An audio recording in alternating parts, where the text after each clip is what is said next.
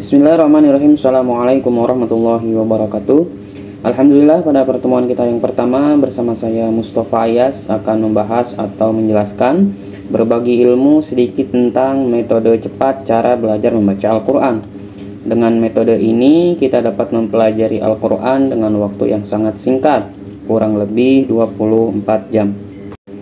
Dengan metode ini pun nanti akan bisa dipraktekkan langsung oleh berbagai macam kalangan, dari mulai anak-anak sampai dewasa sekalipun.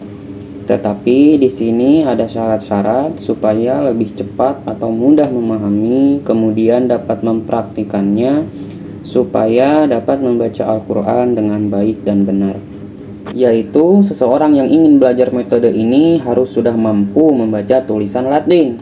Sebab metode ini menggabungkan antara huruf Latin dengan huruf Arab atau huruf hijaiyah. Langsung saja kita masuk ke dalam metodenya. Ada beberapa langkah yang harus kita perhatikan. Pertama, kita harus bisa mengetahui betul, faham, hafal tentang baris-baris yang berada di dalam huruf hijaiyah. Sebab huruf hijaiyah ini berbeda sekali dengan huruf-huruf yang lain, yaitu menggunakan macam-macam baris atau harokat. Yang pertama ada baris fathah, contohnya ba. Yang kedua ada baris kasroh, contohnya ti. Yang ketiga ada baris domah, contohnya su. Yang keempat ada baris fathah tain, contohnya ban. Dan yang kelima ada harokat kasrah tain, contohnya tin. Yang keenam ada domah tain, contohnya sun. Yang ketujuh ada baris sukun. Dan yang terakhir ada baris tasydid. Kedelapan baris ini harus kita hafal, kita fahami sebelum memasuki ke dalam metodenya, yang mana perumusannya nanti akan sangat mudah sekali atau bisa gampang difahami, yaitu apabila huruf hijaiyah itu berbaris fathah, maka akhir pembacaannya itu ada yang berbunyi huruf A dan ada yang berbunyi huruf O. Contoh A, ba. Kemudian apabila huruf hijaiyah itu berbaris kasrah, maka akhir pembacaannya itu akan berbunyi I. Contoh I, bi. Terus apabila berbaris domah, maka akhir pembacaannya itu akan berbunyi huruf U. Contoh U, bu. Apabila huruf hijaiyah itu nanti berbaris fathah tain, kasrah tain, atau domah tain, maka akhir-akhir huruf hijaiyah yang tadi, yang akhirannya A, akhirannya I, atau akhiran U, tinggal ditambah saja di akhirnya dengan huruf N. Jadi an atau on, in, un. Nah, itu merupakan langkah pertama yang harus kita hafal dan bisa membeda-bedakan macam-macam baris yang berada di dalam huruf hijaiyah. Kita masuk ke langkah yang kedua, yaitu kita masuk ke huruf hijaiyah, yang mana kita ketahui bahwa huruf hijaiyah itu ada yang mengatakan jumlahnya 28, ada pula yang mengatakan sebagian kaul ulama yang berpendapat bahwasanya huruf hijaiyah itu berjumlah 30 huruf.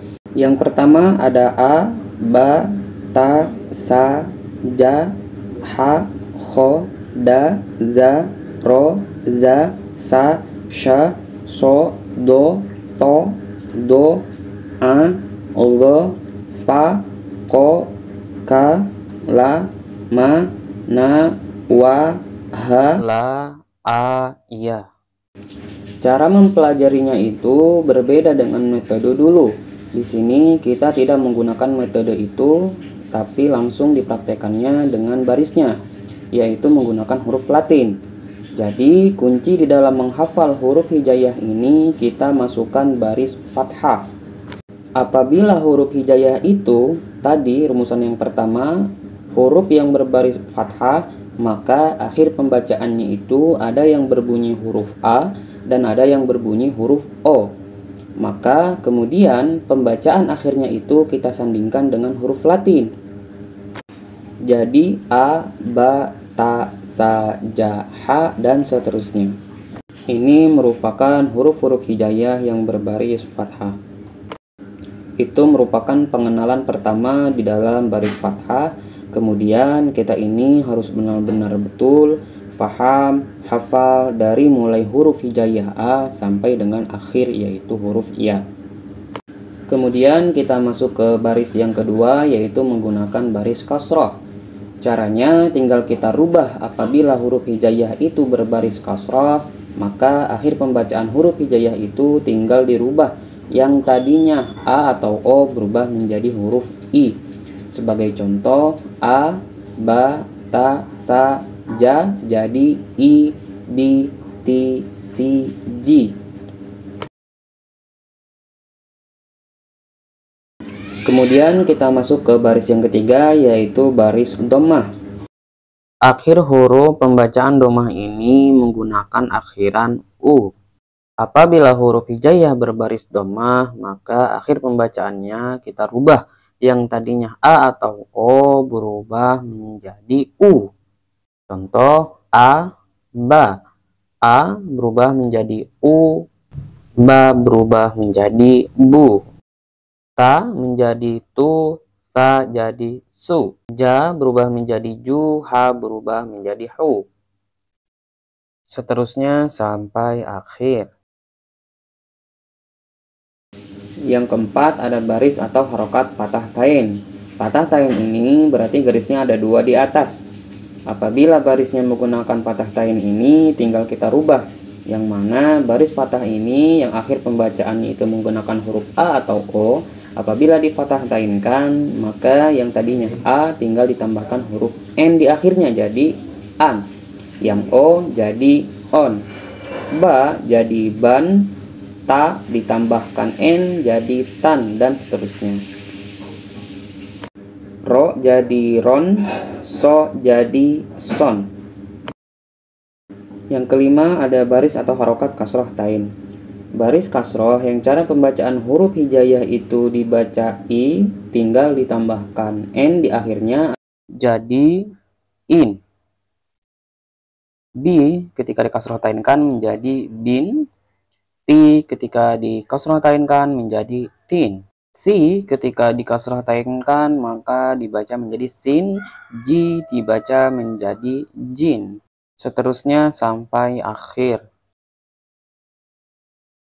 Yang keenam ada baris atau harokat dhammah tain.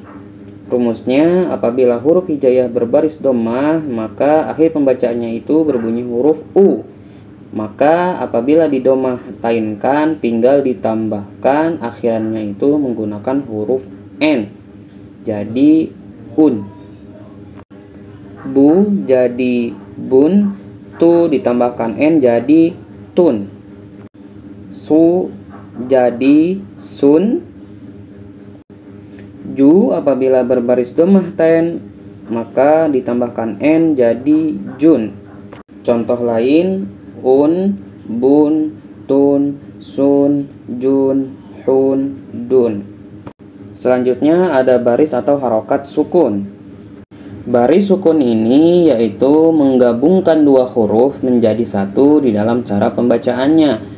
Apabila huruf hijaiyah itu berbaris sukun, kita ambil yang barisnya menggunakan baris fathah. Contoh misalnya A bertemu dengan Ba yang mati atau yang berharokat sukun, maka dibaca Ab. Caranya yaitu pindahkan huruf B-nya ke awal digabungkan dengan huruf sebelumnya, jadi Ab. Asalnya A, Ba, pindahkan huruf B-nya ke awal jadi Ab. Contoh lain, Bat. Ba yang bertemu ta yang berharokat sukun, maka cara pembacaannya menjadi Bat. Ti bertemu sa yang berharokat sukun, maka cara pembacaannya itu menjadi Tis. Ji ketika bertemu ha yang berharokat sukun, maka cara pembacaannya menjadi Jih. Bu ketika bertemu ta yang berharokat sukun, maka cara pembacaannya menjadi But. Bi ketika bertemu huruf hijaiyah Ti, maka cara pembacaannya menjadi Bit. Terakhir ada baris atau harokat tasydid.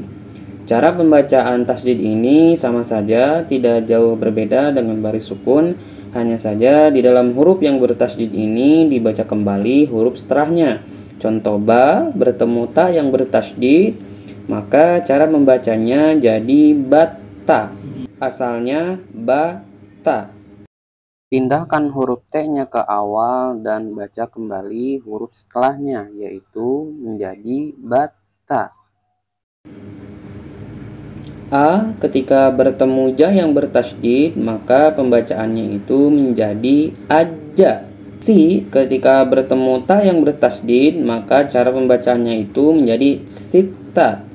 B ketika bertemu ro yang bertasydid, maka pembacaannya menjadi birro. Tu ketika bertemu ba yang bertasydid, maka cara pembacaannya itu menjadi tuba. Itu merupakan metode awal yang harus kita pahami. Mudah-mudahan bermanfaat. Minni akhiron. Wassalamualaikum warahmatullahi wabarakatuh. Sampai jumpa di video selanjutnya.